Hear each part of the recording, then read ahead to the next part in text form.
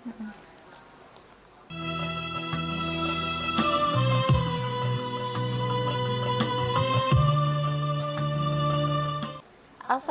warahmatullahi wabarakatuh. Masih berjumpa lagi dengan saya Ica Balia dalam program Fajar dari Timur. Pemirsa, hukum akad nikah dan syaratnya itu sangat banyak sekali. Lalu bagaimana jika akad nikah itu dilakukan secara daring atau secara online? Nah, saat ini saya sudah bersama dengan Yai Ali Makfur. Assalamualaikum Yai. Waalaikumsalam warahmatullahi wabarakatuh. Yai. Sebelum kita ke pembahasan bagaimana akad nikah secara online ya, kita akan tanya dulu Yai, bagaimana sebenarnya syarat akad nikah itu sendiri seperti apa Yai? Oke, terima kasih. Assalamualaikum warahmatullahi wabarakatuh. Waalaikumsalam warahmatullahi wabarakatuh. Sebelum kita berbicara tentang akad nikah via online Iya. atau via daring, terlebih dahulu kita harus mengetahui tentang rukun-rukun nikah. Ya. Ya, rukun itu suatu hal yang harus ada dalam suatu pernikahan. Dalam hal ini tidak ada perbedaan antar ulama di dalam 4 mazhab yang menyatakan bahwa rukun pernikahan itu ada 4, yaitu yang pertama adalah wali, kemudian yang kedua adalah mempelai laki-laki, dan yang ketiga dan yang keempat adalah 2 orang saksi yang adil. Itu adalah rukun-rukun nikah. Apabila salah satu di antara rukun nikah ini tidak terpenuhi, maka pernikahan itu dinyatakan tidak sah. Gitu. Banyak yang beranggapan bahwa mempelai wanita itu juga merupakan bagian dari rukun pernikahan, padahal tidak ya.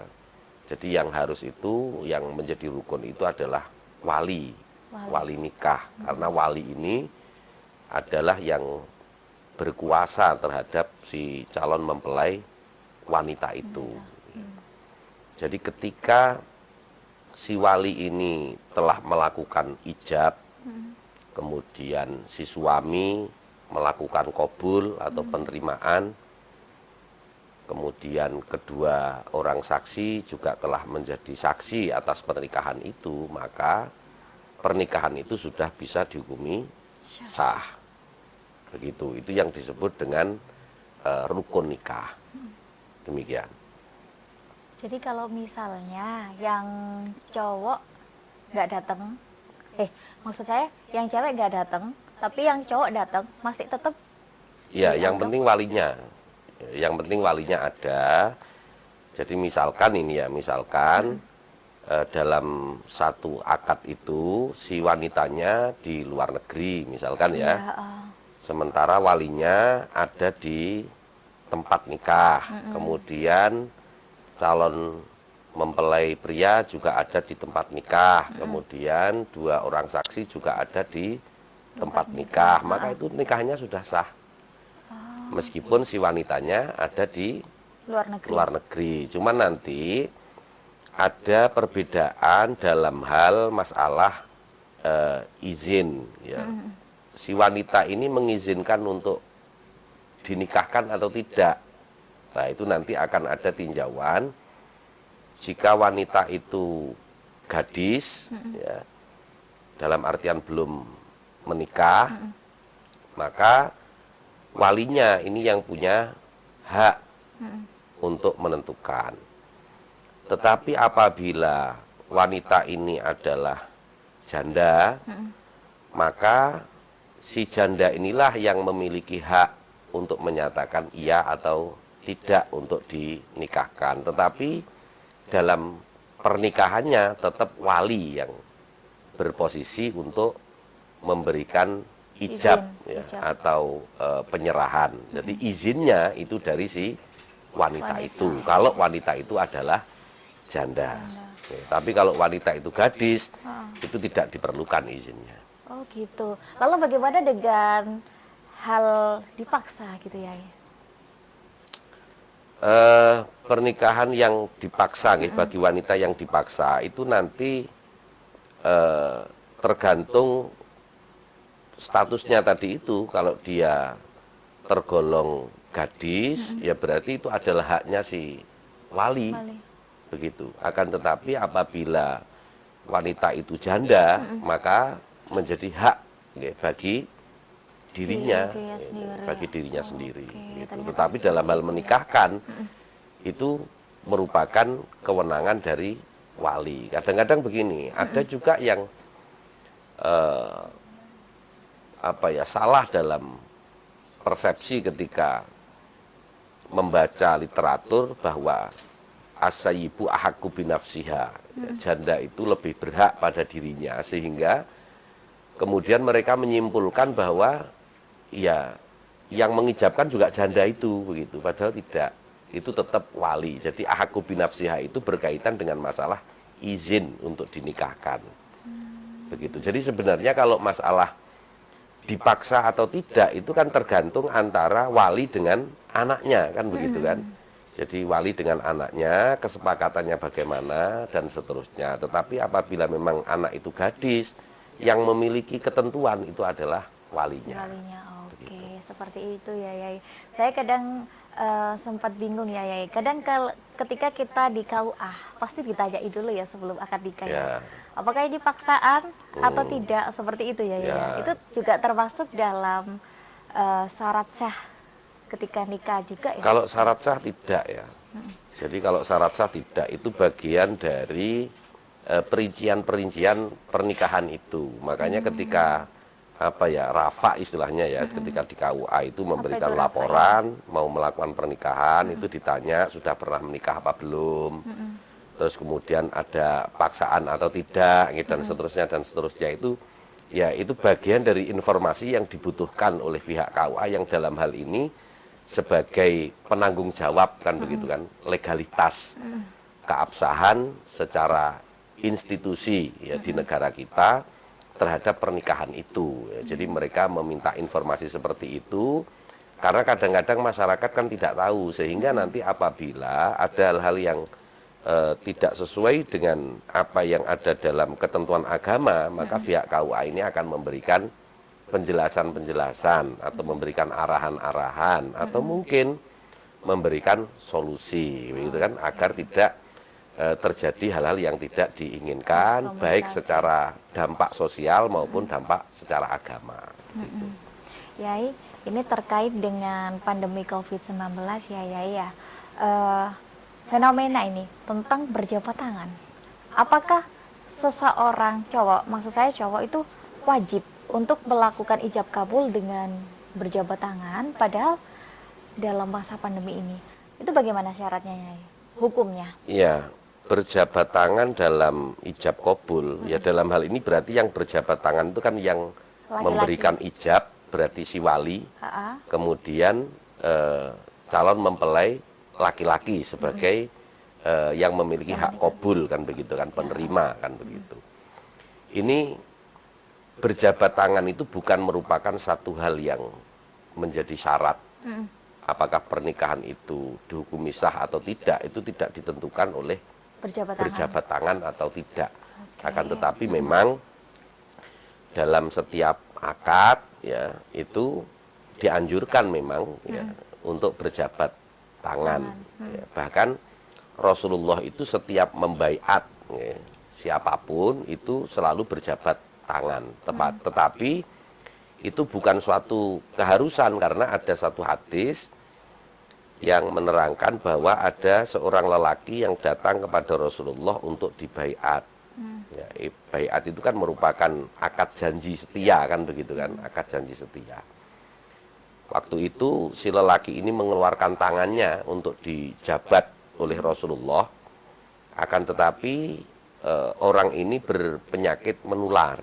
Nah, itu gimana ya? Kemudian Rasulullah bersabda, "Dom yadaka, masukkan tanganmu.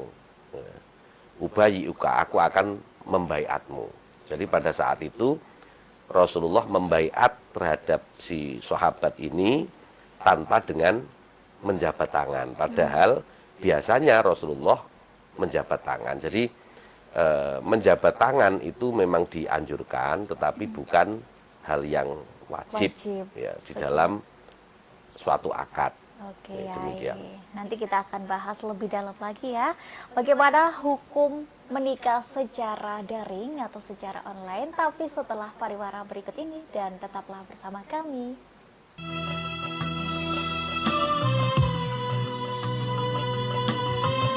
Pertanyaannya, coba dulu.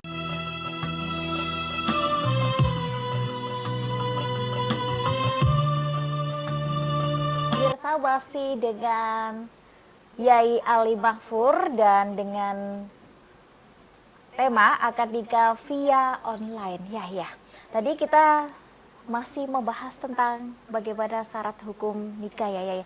Lalu bagaimana ini misalnya ya, dalam masa pandemi ini itu kan banyak sekali tuh orang yang ingin sekali menikah, tapi kadang ada yang gara-gara jarak dia harus menikah secara online atau melalui video call. Lalu bagaimana hukum akad nikah yang dilakukan secara video call atau mungkin secara online, Yai? Iya. Jadi memang dengan adanya pandemi ini itu kan mengakibatkan Ini ganti. kondisi-kondisi yang sangat membutuhkan solusi begitu kan. Iya. Dengan adanya PSBB kalau saat itu ya, kemudian munculnya PPKM, dan saat ini dengan meningkatnya kasus lagi. Nah, Iya. ini kan ada kemungkinan juga ya suatu saat nanti setelah akad nikah itu ditetapkan, terus kemudian ada pemberlakuan yang salah satu di antara rukun-rukun nikah ini tidak bisa hadir, akhirnya berupaya untuk memanfaatkan teknologi, kan begitu kan. Ini sebenarnya jauh-jauh hari dari PWNU Jawa Timur itu telah membahas, bahkan 2 kali. Yang pertama tahun 96 di Situbondo, ya di Asembagus Situbondo, itu jauh sebelum COVID, tentang pernikahan via internet. Iya. Kemudian juga dibahas pada tahun 2009 di kantor Diklat Kanwil Kemenak Provinsi Jawa Timur yang ada di Surabaya, membahas tentang pernikahan melalui telekonferensi. Karena pada saat itu lagi hit-hitnya Iya. telekonferensi kan begitu kan. Di dalam Basul Masail itu dinyatakan bahwa tidak bisa. Karena apa? Karena berdasarkan hadis yang sahih yang bersumber dari Siti Aisyah menyatakan bahwa 4 yang menjadi rukun tadi itu, jadi antara wali, kemudian mempelai laki-laki, kemudian 2 orang saksi, ini wajib untuk hadir dalam satu majelis. Ya, sehingga ketika pernikahan itu dilakukan dari jarak jauh, meskipun menggunakan video call atau telekonferensi, ya, ini kan tidak serta-merta menjadikannya satu majelis. Ya, karena tidak bisa menjadikannya satu majelis, maka otomatis pernikahan itu dihukumi tidak sah. Jadi rukunnya ada 4, kemudian syaratnya itu harus hadir keempat-empatnya ini. Gitu. Berbeda kalau misalkan yang tidak hadir adalah calon cewek. mempelai putri tadi itu, seperti yang saya katakan. Lantas ketika di dalam hadis sahih itu dinyatakan secara jelas seperti itu, maka tidak ada perbedaan ulama. Jadi semuanya menyatakan tidak sah apabila tidak hadir dalam Majelis. satu majelis itu, begitu. Karena ini tentang kaitannya tentang menghalalkan sesuatu yang asalnya haram, kan begitu kan. Jadi harus betul-betul ekstra hati-hati. Karena apa? Karena ternyata dengan melalui telekonferensi atau video call itu kan sulit untuk membedakan apakah ini langsung ataukah itu rekaman. Misalkan, terus kemudian apakah terjadi delay waktu antara si yang ijab dengan yang qabul itu, karena nanti ketika antara ijab dan qabul itu terjadi delay atau ada jarak yang memisahkan, maka ijab dan qabulnya itu terputus. Ketika terputus, maka dihukumi belum sah. Ketika belum sah, menjadi belum halal. Nah, ketika kita menghukumi sesuatu yang tidak sah itu dihukumi sah, itu kan berarti kan sesuatu yang haram menjadi halal. Begitu, karena ini adalah menghalalkan sesuatu yang haram, yaitu hubungan antara laki-laki dan perempuan, maka harus betul-betul ekstra hati-hati.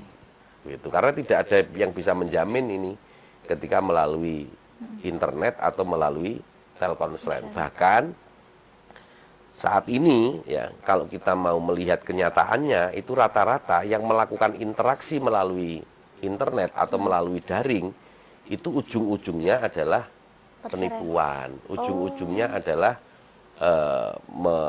berdampak negatif, kan begitu kan? Ada yang istilah bahasa sekarang itu morotin uang lah, ada yang sudah punya keluarga ngakunya masih perjaka lah, dan seterusnya. Itu bagian dari dampak ketika tidak hadir secara langsung, sehingga kita tidak tahu.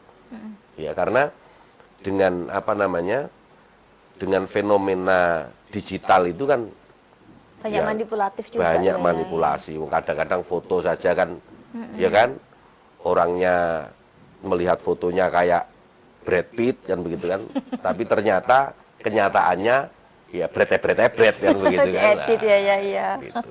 Tapi gini ya, fenomena sekarang itu kan masa pandemi itu ada juga loh ya, kayak ada beberapa bulan yang lalu itu ketika jret mau akad nikah, yang cowok harus isolasi, begitu ya. Gimana fenomena seperti itu?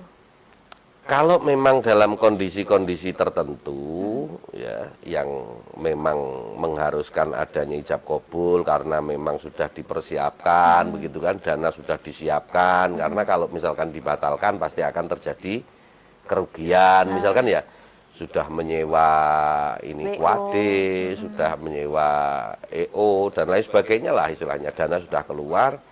Ini kalau dibatalkan maka akan terjadi kerugian dan nanti akan membutuhkan biaya lagi kalau misalkan akad nikah. Lah, ini perlu untuk dicarikan solusi kan begitu. Solusinya gimana? Solusinya bagaimana? Solusinya adalah salah satu atau salah dua atau salah kabeh misalkan ya, nggak ada yang tidak bisa hadir misalkan, maka mewakilkan kepada orang yang bisa hadir. Jadi bisa, kalau saksi fleksibel ya, saksi kan fleksibel, siapa saja misalkan yang memungkinkan hadir dijadikan saksi. Tapi kalau untuk wali kan tidak bisa siapa saja dicomot jadi wali atau siapa saja dicomot jadi calon mempelai kan begitu kan, nggak bisa. Calon mempelainya sudah ditentukan si fulan kan begitu kan. Nah, ternyata ini si fulan positif misalkan harus karantina misalkan atau masuk ke rumah sakit sehingga tidak bisa hadir ya, terus masa terus diganti dengan orang lain. Ya sudah, kalau si fulan nggak bisa, ganti saja suaminya misalkan, kan nggak bisa. Nah, kok enak gitu ya. Solusinya bagaimana? Solusinya adalah dengan memakai akad wakalah. Ya, akad wakalah itu akad wakil. Oh gitu ya. Jadi si pihak yang tidak bisa hadir ini mewakilkan kepada seseorang yang bisa hadir ya, untuk mewakili dia. Misalkan dia sebagai wali, ya berarti mewakili dia sebagai wali. Kan sudah umum wali mewakilkan untuk menikahkan anaknya, ya kan? Kepada Pak Naib misalkan ya, kepada pihak KUA atau kepada pihak kiai setempat atau tokoh tertentu misalkan. Itu kan boleh. Wali mewakilkan kan begitu. Atau mungkin si calon suami pun juga mewakilkan boleh. Tapi khusus hanya mewakili akad nikahnya saja. Ya, setelah akad nikah nggak boleh mewakili yang lain. Nah, jadi hanya mewakili akad nikahnya saja. Nah, kalau dalam hal akad wakalah, ya dalam hal akad perwakilan itu bisa melalui tulisan, bisa melalui telepon, bisa begitu. Jadi di WA misalkan ya, di SMS atau di telepon bisa kalau akad wakalahnya. Tolong ya nanti saya diwakili untuk nikah. kobul misalkan ya, kobul nikah misalkan untuk menerima akad nikah, tidak ada masalah kalau akadnya akad wakalah. Tapi kalau akad pernikahan tidak bisa, melalui handphone, melalui tulisan juga tidak bisa, begitu. Bukankah dua orang saksi juga harus melihat secara langsung ketika akad nikah? Nah, dalam pernikahan itu kalau melihatnya ya otomatis ya, karena disyaratkan hadir tadi itu ya. Karena otomatis dengan disyaratkan hadir, jadi antara wali, kemudian calon mempelai laki-laki, kemudian dua orang saksi, ya otomatis ya harus melihat kan begitu kan, harus melihat. Makanya saksi itu disyaratkan dia bukan orang yang buta, kemudian bukan orang yang tuli, karena saksi itulah yang menentukan akadnya ini sudah sah atau belum begitu, sudah tersambung atau tidak, sudah benar kalimatnya atau salah misalkan. Jangan-jangan misalkan yang di akad nikahkan itu fulanah misalkan ya, namanya Siti ya, berganti menjadi Sinti misalkan begitulah. Itu kan bagi orang yang pendengarannya kurang tajam, itu nggak bisa membedakan antara Siti dan Sinti, padahal namanya berbeda karena itu saudara kembar kan begitu kan. Nah, ini kan juga akan berakibat fatal. Makanya saksi juga diharuskan pendengarannya normal, kemudian penglihatannya normal, kemudian cara cara berpikirnya atau nalarnya pun juga normal. Jangan sampai orang yang suka halusinasi atau suka berhalu kan ya, itu dijadikan saksi. Wah, nanti malah ketika si walinya melakukan ijab malah dia yang kobul malahan kan begitu kan, karena suka halusinasi tadi itu. Gitu. Ya, masih banyak sekali yang akan kita bahas tentang hukum akad nikah yang dilakukan secara daring. Tapi pemirsa, pembahasan kita tertunda dulu ya karena pariwara berikut ini, dan tetaplah bersama kami. Masih ada slot ya pertanyaan? Masih ada ya? Kalau nggak ada.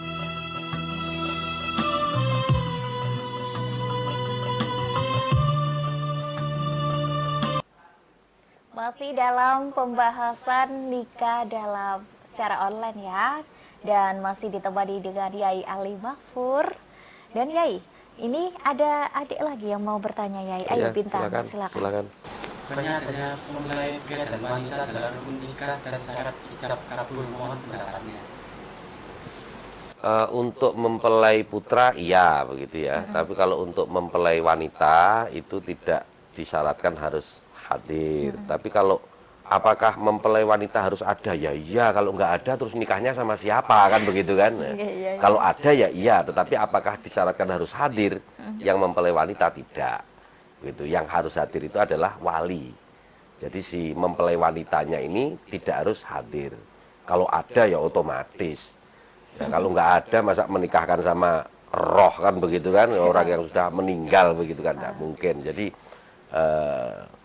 memang harus ada mempelai wanitanya, tetapi adanya mempelai wanita tidak harus hadir di majelisnya akad tadi itu. Begitu. Ya, berarti yang paling utama itu adalah mempelai cowok ya. Yang paling utama 4 tadi itu. Wali. Yes, jadi wali, kemudian mempelai pria, kemudian 2 orang saksi. Kalau hanya ada mempelai cowoknya saja, walinya nggak ada juga nggak bisa. Kan begitu. Jadi 4 ini harus ada. Jadi paling vital ya, paling penting ya 4 tadi itu gitu, dalam pernikahan itu untuk menentukan sah atau tidaknya suatu akad pernikahan itu ditinjau dari 4 elemen tadi itu. Kalau 4 elemen itu ada semua, sudah oke, sudah pernikahannya. Oke Yai, berbicara masalah saksi, apakah ada pembatasan saksi ataukah mungkin saksi baru dikatakan sah apabila 5 ke atas atau mungkin 10 ke atas jumlahnya gitu Yai? Minimal yang disyaratkan itu saksi ada 2 ya. Kalau misalkan di situ diberi lebih ya enggak apa-apa, silahkan. Tetapi kalau kurang dari 2 maka tidak diperbolehkan, tidak mencukupi begitu. Jadi saksi itu minimal adalah 2 orang laki-laki yang adil dan memiliki kriteria-kriteria seperti tadi itu, yang pendengarannya normal, penglihatannya normal, kemudian akalnya juga normal, ya begitu. Itu kriteria saksinya. Yai, kalau misalnya saksinya sendiri yang pingin ketika kita LDR ya sama orang tua, gitu kan? Apa LDR itu? Long distance, maksudnya jauh dari orang tua. Oh, Kebetulan yang pihak cowok yang LDR sama orang tuanya, tapi yang pihak cowok pingin yang orang tuanya itu menjadi saksi ketika di nikahannya melalui virtual. Apakah itu masih sah atau bagaimana ya? Kalau saksi harus hadir ya, saksi harus hadir satu.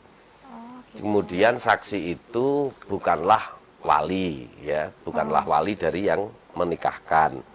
Jadi kalau dia adalah walinya si laki-laki, ya tidak ada masalah, ya, karena dia tidak termasuk yang Tidak wali wajib yang ya? menikahkan. Tadi kalau ya wali yang menikahkan kan dari sisi walinya wanita. Oke. Jadi walinya si laki-laki itu nggak wajib, hadir nggak wajib. Jadi misalkan si laki-lakinya ini berangkat sendirian, misalkan ya calon mempelainya, kemudian saksinya diambilkan dari pihak keluarganya si Cewek. wanita, ya kemudian walinya si wanita itu juga ada, sudah selesai. Lalu bagaimana dengan misalnya hal itu terjadi ke cewek? Gimana ya? Maksudnya? Yang walinya cewek pingin, namanya orang tua ya, pingin melihat, pingin menyaksikan. Oh, kalau sekedar menyaksikan itu namanya bukan saksi. Jadi saksi itu adalah orang yang menetapkan atau orang yang menentukan sah dan tidaknya akad. Oke. Jadi misalkan begini prakteknya. Ketika wali mewakilkan kepada orang lain, dalam hal ini pihak KUA misalkan ya. Pak, saya mewakilkan kepada Anda untuk menikahkan anak saya dengan si Fulan. Gitu. Akhirnya setelah itu walinya melihat, gitu ya. Walinya melihat, boleh. Tapi kalau walinya yang menjadi saksi, nah itu yang tidak diperbolehkan. Berarti dia berposisi dua. Karena meskipun dia diwakili, dia posisinya masih tetap wali, kan begitu. Nah sementara kalau dia juga sekaligus menjadi saksi, nah ini kan satu orang rangkap jabatan ini. Oh, emang nggak boleh gitu? Tidak ya? boleh.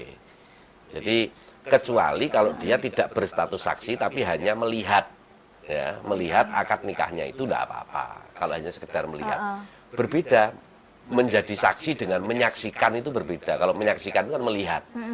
Kalau menjadi saksi itu ya berarti ya bersaksi bahwa akad itu adalah akad yang sah.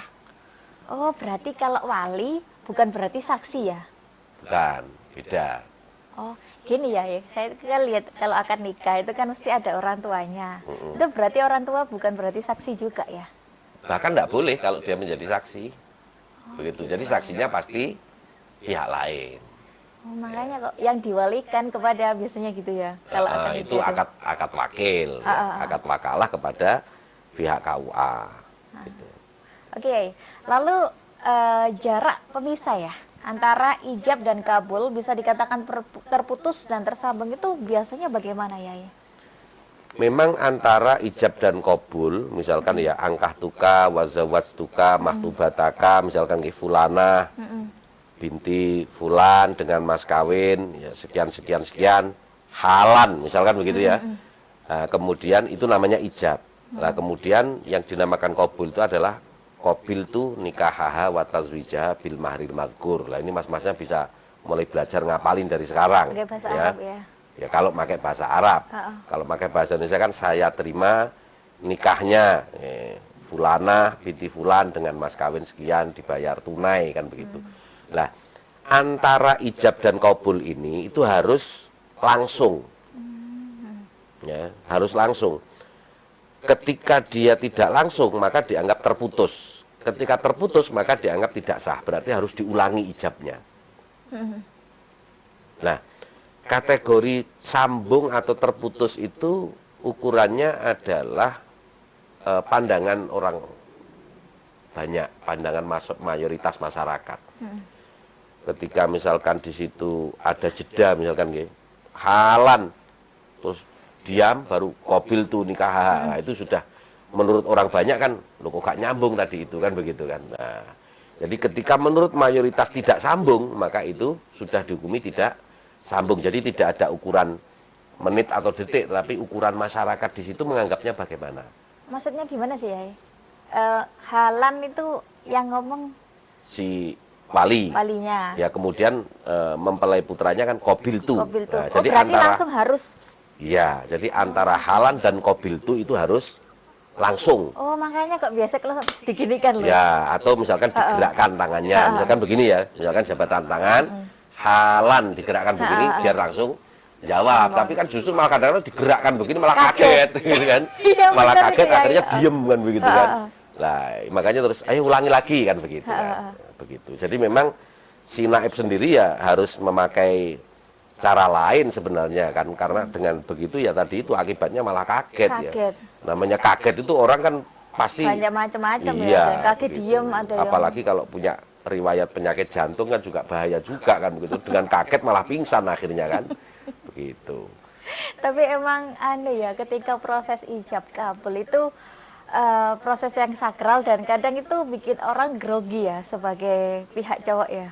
Ya Itu kadang otomatis karena kan untuk jedanya itu sering loh ya, kadang Ya, diulangi begini. 2 kali tuh ya. memang ya hampir rata-rata si calon mempelai prianya ini ketika kobul itu pasti nervous ya, pasti Iya, grogi. nervous ya. Kalau bagi pihak KUA-nya ya jelas nggak grogi, wong itu sudah pekerjaannya sehari-hari begitu kan. Nah sementara bagi pihak mempelai itu baru pernikahan yang pertama kan begitu. Nah, beda lagi kalau pernikahan kedua, ketiga misalkan ya itu baru nggak ada nervous misalkan ya. Tapi tetap tidak ada perbedaan baik nervous atau tidak nervous, itu tetap nanti dilihat sambung nggak antara ijab dan Kabul. kobulnya itu. Jadi ketika sambung ya maka dihukumi sah, ketika tidak sambung ya berarti dihukumi tidak sah, berarti harus diulang lagi. Makanya kadang-kadang juga kita menjumpai ada akad nikah itu yang ijab kabulnya sampai diulangi 2 kali. beberapa kali kan begitu kan. Bahkan sampai kadang-kadang 3 ya? dari pihak KUA itu apa ya kayak jengkel gitu kan, harus minum dulu aja lah, istirahat dulu gitu kan. Karena apa, berulang-ulang nggak nyambung-nyambung Iya. begitu, atau mungkin salah-salah, atau mungkin kata-kata kobulnya terputus-putus. Nah, itu gimana ya? Misalkan kobil tuh nikah wataswijah, kayak orang baca tartil. Nah, itu Kan gimana begitu kan. ya? Nah itu kan juga dihukumi terputus nanti. Oh, gitu. Ya, jadi harus apa ya istilahnya, antara ijab dan kobulnya ini harus sambung. Terus kemudian kalimat kobulnya pun itu juga harus jelas dan runtut gitu kan. Kalau terputus-putus itu kan ya, kecuali kalau bagi orang yang gagap ya. Kalau orang yang gagap kan memang tergolong udur kan, harus dimaklumi kan begitu kan. Kok gitu kan. Ini ayam apa tuh orang kan gitu kan. Kok mau kobil tuh aja kok kobil tuh kan begitu kan. Ya enggak apa-apa kalau memang orang gagap dimaklumi begitu. Iya. Oke, seru sekali ya Yai kalau berbicara masalah ijab kabul ya. Padahal kita tadi bahasanya luas sekali ya Yai tentang nikah secara online. Tapi pembahasan kita akan kita lanjutkan ke segmen keempat, tapi setelah jeda berikut ini ya pemirsa. Segmen terakhir ya Dek ya.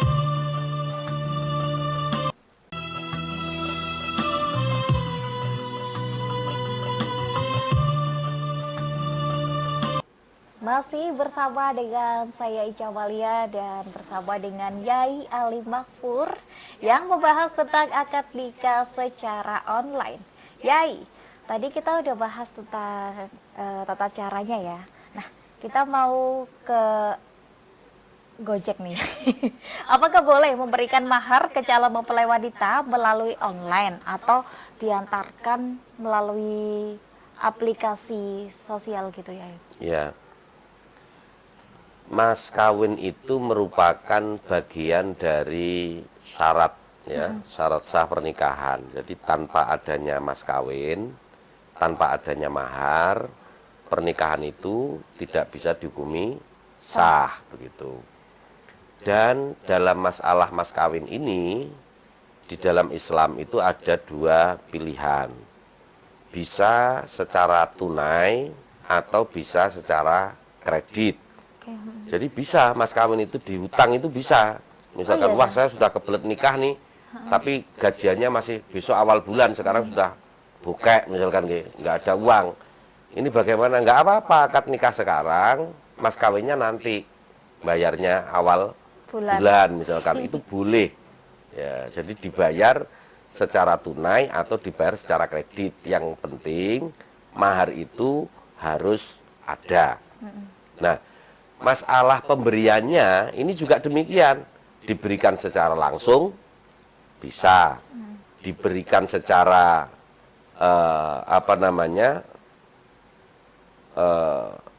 dititipkan kepada orang lain bisa, ditransfer melalui rekening bisa, misalkan ya, kemudian dikirim lewat jasa pengantaran bisa, tidak ada masalah. Yang penting maharnya itu ada, ya.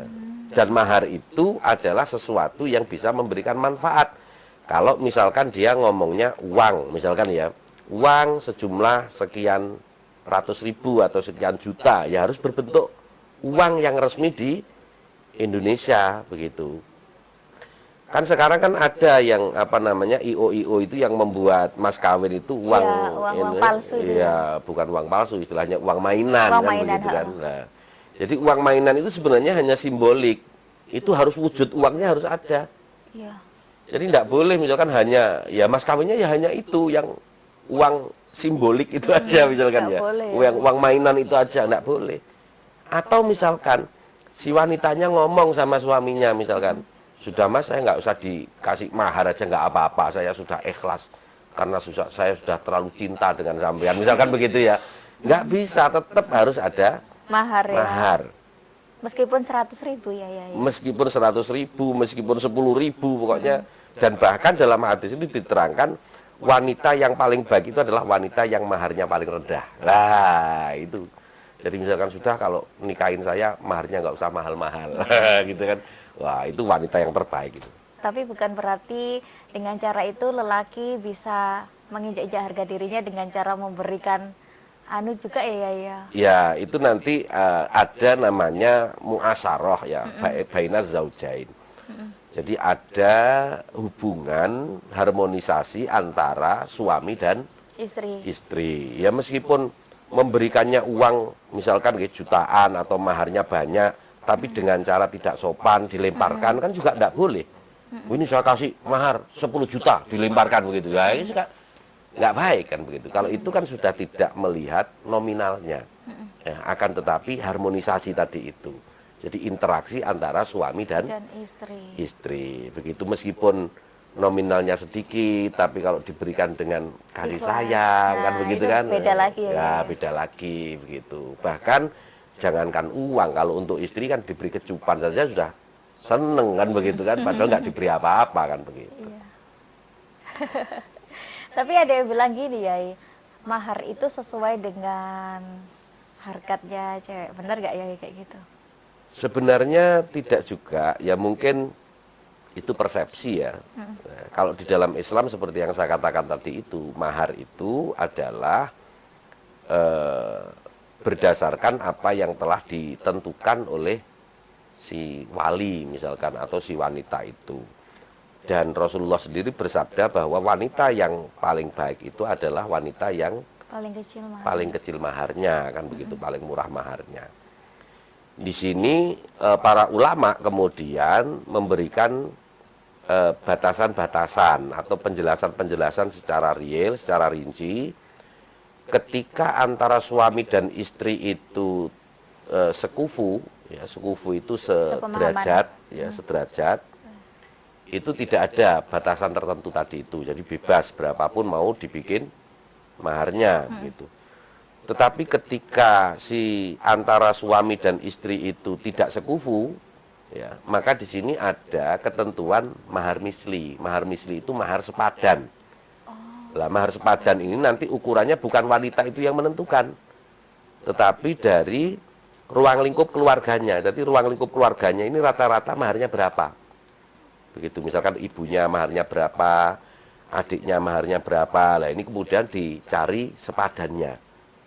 Kira-kira si fulanah ini sepadan dengan ibunya atau dengan adiknya atau tengah-tengah misalkan. Nah, itu namanya mahar sepadan. Tapi itu juga bagian dari keutamaan saja, bukan bagian dari keabsahan pernikahan. Misalkan maharnya tidak sepadan terus kemudian pernikahannya tidak sah, juga tidak.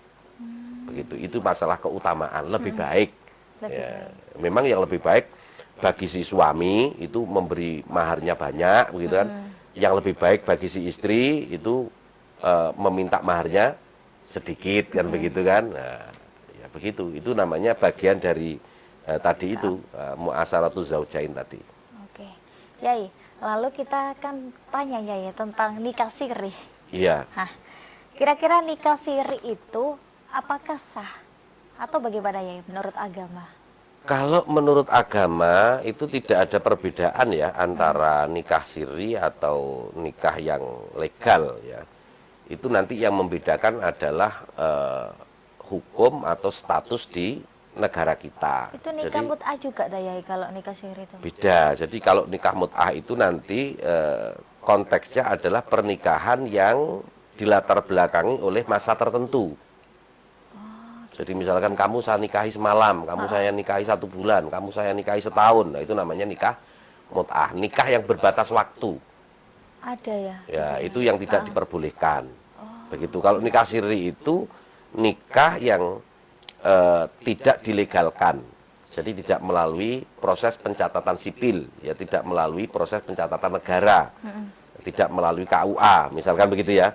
Nah, itu namanya nikah siri. Jadi kalau di dalam nikah siri itu terpenuhi rukun-rukun nikahnya tadi yang seperti saya katakan, ada wali, kemudian ada mempelai pria, kemudian ada 2 orang saksi, dan keempat-empatnya ini berkumpul dalam satu majelis, maka pernikahannya dihukumi sah, meskipun tidak tercatat di Hukum. KUA atau tidak tercatat di negara secara legal. Akan tetapi karena kita berdomisili di negara yang memiliki hukum, yang memiliki aturan-aturan, ya maka ya kita harus mengikuti aturan-aturan hukum itu.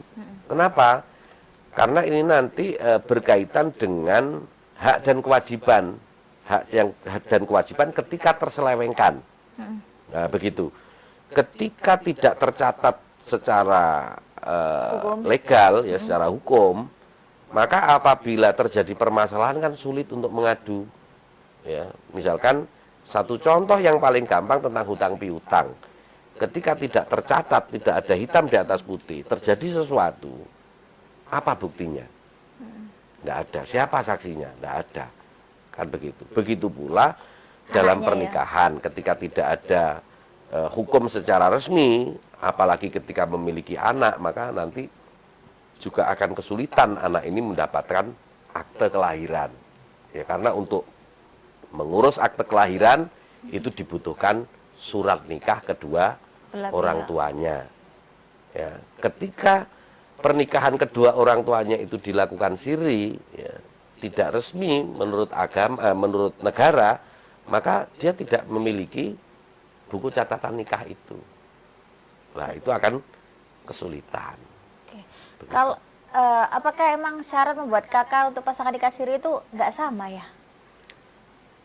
Kalau itu kan ketentuan dari Dukcapil ya, Iya. ketentuan dari Dukcapil tentang pembuatan kakak, ya, itu hampir sama. Kalau misalkan seseorang mau memasukkan nama orang lain ke dalam kakaknya, itu harus ditinjau atas latar belakang apa ini mau dimasukkan ke kakaknya, misalkan. Dalam hal ini misalkan si suami mau memasukkan istrinya ke kakak itu. Sementara ini adalah istri yang siri, yang belum tercatat di catatan sipil. Nah, ini atas dasar apa nanti memasukkan ke kakak? Nah, pasti akan kesulitan. Jadi itu sebenarnya kewenangan dari Dukcapil ya, sudah ranahnya bukan ranah hukum agama lagi, tetapi itu sudah hukumnya hukum positif yang ada di negara kita yang diberlakukan begitu. Oke Yai, baik. Terima kasih ya Yai atas waktunya, dan kita akan tarik kesimpulan ya bahwasannya nikah secara online itu sebaiknya tidak dilakukan kalau benar-benar urgent, kecuali yang laki-laki ini positif COVID gitu ya Yai ya. Bisa diwakilkan. Nah, bisa diwakilkan. Seperti itu pemirsa, dan terima kasih untuk pemirsa yang sudah standby di sini selama 60 menit, dan terima kasih juga kepada Yai Ali Mahfur dan Bintang dan juga Nafi. Dan saya Ica Amalia beserta kru yang bertugas pamit undur diri. Terima kasih atas kebersamaan Anda. Assalamualaikum warahmatullahi wabarakatuh. Waalaikumsalam warahmatullahi wabarakatuh.